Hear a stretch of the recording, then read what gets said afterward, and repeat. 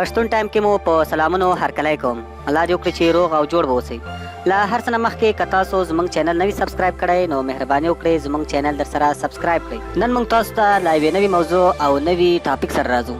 سیکس بدني او روحي سلامتیا تضمینوي.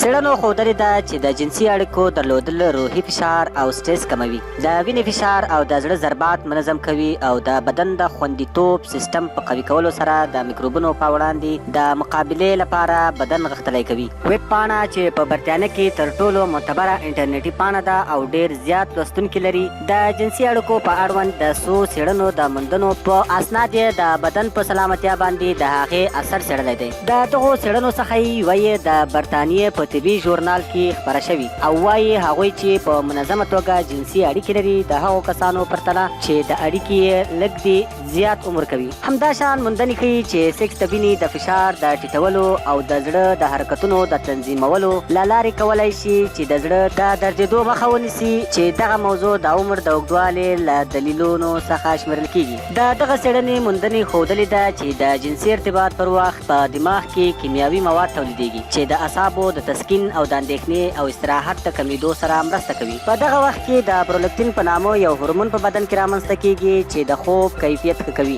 او دغه کار د روحي او رواني سلامتیا سبب ګرځي. هغه څېړنه چې د امریکا د متحده ایالاتو د پنسلوانیا په ویلکس پوهنتون کې شوي ښیي چې په اونۍ کې یو ځل او یا هم دوه ځلې سیکس په بدن کې د انټي کیفیت لوړوي چې په پای کې د میکروبونو په وړاندې د بدن مقاومت زیاتوي. جنسي اړیکې په بدن کې د استروجن او ټسټوسټرون هورمونونه انډول رامنځته کوي او له دې لارې تر ډېره د هډوکو د کمزورتیا مخنیوی کوي. په برطانیه کې په دغه څېړنه کې 34,000 نارینهو او ښځینهو برخه درلوده. څېړنې ښودلې ده هغوی چې د ژوند په چارو کې زیات مشغول وي جنسي اړیکې له پخوا څخه کمې وي. په ډیجیټل عصر ژوند کې او د ځیرکو وسایلو او ټولنیزو شبکو سره د خلکو زیاته مشغولتیا د جنسي فعالیتونو د کمېدو یو دلیل ګڼل کیږي. نو دا وه زموږ د نن ورځې ټاپک. امید ده چې ویډیو مو خوښه شوې وي. که مو ویډیو خوښه شوې وي چینل در سره سبسکرایب کړئ. مننه.